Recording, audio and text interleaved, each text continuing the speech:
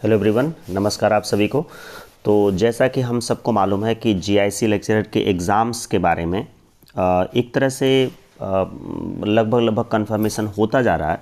और मैंने पहले ही बताया था कि अप्रैल मंथ में इसके एग्ज़ाम होने के पूरे चांस हैं। ठीक है, अप्रैल 2026 में लोक सेवा आयोग का यह परीक्षा पूरी तरह से संभावित है कि हो ही जाएगी।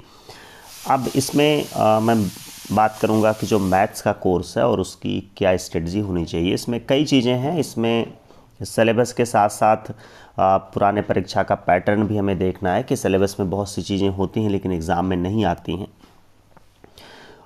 तो अभी तक हम ये देख सकते हैं कि क्या कहाँ से कितने प्रश्न आ रहे हैं। तो एक हम इसका थोड़ा सा शार्ट वो बना रहे हैं कि जिसमें आपको थोड़े ही समय में एक सटीक चीज़ पता चल जाए।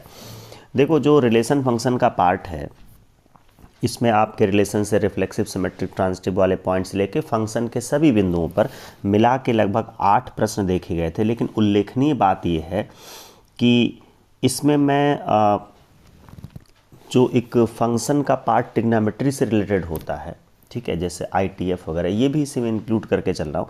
लेकिन एक क्वेश्चन इसमें जो इम्पोर्टेंट बात है वो बाइनरी का मैंने यहाँ पे काउंट किया हुआ है। बाइनरी वैसे मानना चाहें तो आप ग्रुप थ्योरी में भी मान सकते हैं, बेसिक वही होता, बट ये 12th के कोर्स में फंक्शन में दिया हुआ। तो यहाँ से इतने क्वेश्चन आपको लगभग 8 क्वेश्चन मिले थे। ठीक है, तो इसके अतिरिक्त जो अलजेब्रा का पार्ट है, मैं इसे अलजेब्रा प्लस, देखिए ट्रिग्नोमेट्री पर उन्होंने कोई खास जोर नहीं दिया है, लास्ट में ट्रिग्नोमेट्री लिखा हुआ है, लेकिन ट्रिग्नोमेट्री एंड कॉम्प्लेक्स, ज़्यादातर ट्रिग्नोमेट्री का प्रयोग है ना। तो इसमें मान के चलिए कि जो अलजेब्रा के मैं 19 सवाल बता रहा हूँ उसमें ट्रिग्नोमेट्री से रिलेटेड और प्लस कॉम्प्लेक्स नंबर से भी रिलेटेड चीज़ें हैं। और इसी में प्रोबेबिलिटी का भी जो एक सवाल आया है वह भी जोड़ दिया गया है। बाकी आपको पता है कि अलजेब्रा के अंदर मैट्रिक्स, डिटर्मिनेंट, ठीक है, और जो सबसे ज़्यादा जोर होता है वो किसका होता है? सीक्वेंस सीरीज़ का। और इसके अलावा जो थ्योरी ऑफ इक्वेशन जिसमें क्वाड्रेटिक वगैरह आते हैं, ठीक है, तो सीक्वेंस सीरीज़ में बहुत टाइप की सीरीज़ होती हैं, वो सब कुछ मिला के यहाँ से 19 नंबर का आया है। और अलजेब्रा का वेटेज ज़्यादा इसलिए भी दिख रहा है क्योंकि इसमें टॉपिक्स भी ज़्यादा हैं। देखिए, दूसरा जो सबसे ज़्यादा क्वेश्चन प्रोवाइड करने वाला पॉइंट है वो है कैलकुलस। तो अभी जैसे आप लोग LT ग्रेड की तैयारी करके परीक्षा दे के खाली हुए हैं, 1 महीना हुआ, तो मुझे लगता है आपने LT के पैटर्न से अच्छी तैयारी की होगी। तो जब आप यहाँ कैलकुलस पढ़ने जाओगे तो आपको किन बिंदुओं पर ज़्यादा ध्यान देना। देखिए, पुराने जो टॉपिक हैं, डेरिवेटिव मतलब लिमिट से लेकर आपका डेरिवेटिव, एप्लीकेशन ऑफ डेरिवेटिव, है ना, ये सारी चीज़ें तो एज इट इज़ आपको पढ़नी ही पढ़नी है। ठीक है, आपको पार्शियल भी पढ़ना है, पार्शियल सवाल ज़रूर देता है, पार्शियल डिफरेंशिएशन से सवाल ज़रूर मिलते हैं। ठीक है, और इसके अलावा जो क्वेश्चंस आपको एप्लीकेशन ऑफ डेरिवेटिव से मिलेंगे जिसमें tangent, normal, increasing, decreasing, maxima, minima, ये यहाँ भी उतना ही इम्पॉर्टेंट है। देखिए, पूरा आपका इंटीग्रेशन डेफिनिट इंडेफिनिट है, लेकिन जहाँ पर ज़्यादा आपको सिलेबस कवर करना है वो पार्ट है आपका डिफरेंशियल इक्वेशन।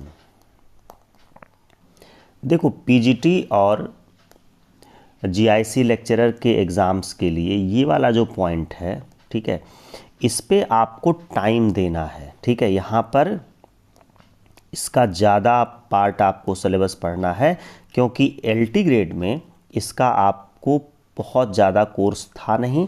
तो डिफरेंशियल इक्वेशन एक पॉइंट है जहाँ पर आपको अपने आप को इम्प्रूव करना है, ज़्यादा जोड़ना है।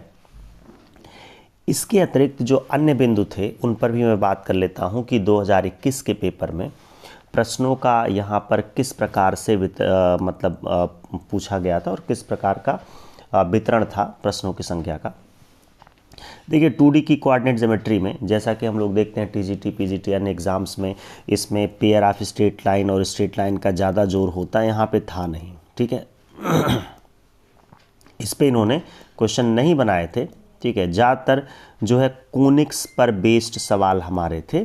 तो आप ये भी सोच लीजिए कि आपको पढ़ना तो देखिए पूरा ही है, ठीक है।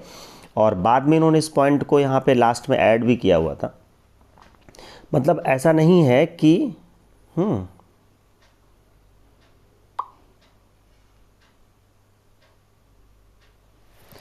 और यहाँ पर ये जो है सिचुएशन है कि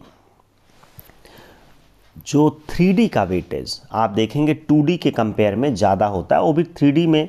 देखिए वेक्टर्स और 3D में आपको कुल मिला के 8 न्यूमेरिकल पूछे गए हैं, और जिसमें दूसरी बात जो है वो इम्पॉर्टेंट है कि 3 डायमेंशन ज्योमेट्री का क्वेश्चन काफ़ी प्रेडिक्टेबल होता है, ठीक है। मतलब स्ट्रेट लाइन प्लस प्लेन, ये सबसे ज़्यादा ज़रूरी चीज़ें हैं।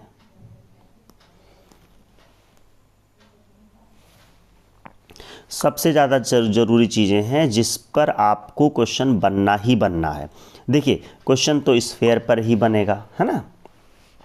तो ये जो हमारा मतलब अभी तो मार्क्स का डिस्ट्रीब्यूशन बता रहा हूँ, लेकिन इसमें जो है सबसे ज़्यादा इम्पॉर्टेंट स्ट्रेट लाइन प्लेन, और ऐसा देखा गया है कि स्फीयर के भी न्यूमेरिकल्स इस पे पूछे जाते हैं। तो इस तरह से ये भी जो है कम टाइम में कम टाइम में ये जो हमारे टॉपिक कवर करने वाला वो 3D और वेक्टर है, अच्छा है, इसमें आपको अच्छे स्कोर मिलने की चांसेस हैं, ठीक है। अब देखिए इसके बाद जो हमारा अगला पॉइंट है ग्रुप थ्योरी। देखिए ग्रुप थ्योरी तो हमेशा पीजीटी के एग्ज़ाम्स में या जीआईसी पीजीटी के एग्ज़ाम्स में हमेशा इम्पॉर्टेंट होता है, ठीक है। और इसी पॉइंट को अगर आप देखें, आप एलटी ग्रेड से भी कंपेयर करेंगे या, तो इसमें क्या होता है ना, इसका कोर्स थोड़ा ज़्यादा है, ठीक है। हालांकि एलटी ग्रेड में भी ग्रुप का कोर्स कम नहीं था, मतलब मान के चलिए कि अगर आप पॉइंट टू पॉइंट मिलाएंगे तो यहाँ से आपको लगेगा कि ये जो भी हमारा जीआईसी लेक्चरर का कोर्स है या एलटी का कोर्स है, थोड़ा सा डिफरेंस। वो बात अलग है कि कोर्स में तो एलटी के कोर्स में ग्रुप में बहुत सी बातें लिखी हैं, लेकिन ये एग्ज़ाम में शुरुआती पॉइंट से क्वेश्चन अभी भी पूछे गए थे, पहले भी। और यहाँ पर आपको थोड़ा सा ध्यान देना है कि रिंग थ्योरी भी आपके कोर्स में है, तो यहाँ से मिला के 5 क्वेश्चन है। वो बात अलग है कि आया नहीं आया, लेकिन रिंग भी कोर्स में है। और क्वेश्चंस जो मेन इंपॉर्टेंट पॉइंट हैं उसी पर आते हैं। हम पेपर का डिस्कशन भी कर चुके हैं और शायद आगे भी करेंगे, तो वहाँ पे आप एक बार इस चीज़ को देख सकते हैं। देखिए इंपॉर्टेंट और क्रूशियल पॉइंट है लीनियर अलजेब्रा। यहाँ से भी 3 न्यूमेरिकल आते हैं पेपर में। 2021 के पेपर की मैं एनालिसिस कर रहा हूँ, 3 न्यूमेरिकल आए हैं, लेकिन प्रिडिक्टेबल जो महत्वपूर्ण बिंदु थे, मतलब जहाँ से आशा की जाती है, जहाँ से अभी तक सारे टीजीटी पीजीटी वगैरह के एग्ज़ाम्स में आते थे, वहीं से आता है। और इसके जो मेंस में था वो भी वही सवाल आया था कि जो बीएससी में सबसे ज़्यादा इम्पॉर्टेंट होता है, ठीक है। तो लीनियर अलजेब्रा के 3 न्यूमेरिकल थे। देखिए वेक्टर कैलकुलस के कुल 5 न्यूमेरिकल 2021 में आए थे, और मुझे लगता है कि इन सब का भी पैटर्न लगभग खींच खाच के वही रहेगा। वेक्टर कैलकुलस में भी 5 से कम सवाल नहीं आएंगे। रीमान इंटीग्रल का प्री में 1 क्वेश्चन आया था, लेकिन मेंस में भी इसका न्यूमेरिकल आ गया था। ये लीनियर अलजेब्रा में भी मेंस का न्यूमेरिकल आया था। तो ये जो दोनों पॉइंट हैं ग्रेजुएशन के, ये फिर प्री मेंस दोनों के लिए इम्पॉर्टेंट हैं। और जो दूसरा महत्वपूर्ण बिंदु है कि जो आपकी एलटी ग्रेड की परीक्षा और जीआईसी लेक्चरर की परीक्षा में अंतर डालता है, वो है डायनामिक्स और स्टैटिस्टिक्स। यहाँ से मैंने यहाँ 5 यहाँ 4, मतलब कुल ये दोनों मिला के 9 सवाल आए हैं। ये आपको अलग से पढ़ना है, ये एलटी ग्रेड के कोर्स में नहीं है। फिर भी पूरी उम्मीद है कि लगभग वही कॉम्बिनेशन इनका इस बार भी रहेगा। और बाकी मैंने आपको बताया कि ये चीज़ मैंने अलजेब्रा में ही ऐड कर दी। इसके जो प्रश्नों का वो था कि उन्हीं 19 प्रश्नों में मैंने इसके भी कॉम्प्लेक्स नंबर के प्रश्न तो आते ही हैं और आएंगे भी, है ना, आया भी था पिछले वाले पेपर में, ठीक है। तो अब ये हमारा जो 80 क्वेश्चंस मैथ्स के हैं इनका डिस्ट्रीब्यूशन हुआ। ठीक है, ये देखिए 40 जो हमारे जीएस के हैं।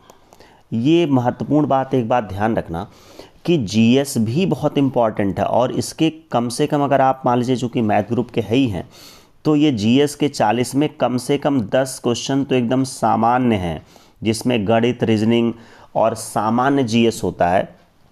तो टिप्स ये है कि आप इस परीक्षा में सफल होना चाहते हैं तो कम से कम आप ये मान के चलिए कि 10 क्वेश्चन आप जीएस के भी ज़रूर पक्के तौर पे कर लेंगे। बाकी मत टच करिए जो नहीं आ रहा, लेकिन इतना तो आपको 10 आएगा ही आएगा। ठीक है, तो इस तरह से जो पिछली परीक्षा में जो मार्क्स का डिस्ट्रीब्यूशन था वो हमने आपको बताया। ठीक है, और बाकी आप हमारे चैनल से जुड़े रहिए, हम इसमें संबंधित सारी जानकारियाँ एक एक करके देते रहेंगे। और इसके अतिरिक्त हम आपको जो हमारा पेपर है ना वो भी डिस्कस करेंगे, और आप सिलेबस भी, विस्तृत सिलेबस भी होगा, ये इसका आप देख लीजिएगा, जो भी आपको प्री मेंस सबका आपको दिख जाएगा। ठीक है, तो ये उपलब्ध है साइट पर, हम भी इसके डिस्क्रिप्शन में डाल देंगे। ठीक है, तो एक एक पॉइंट आप मिला सकते हैं, क्योंकि मेंस की परीक्षा में आपको फिर हिंदी भी आएगी।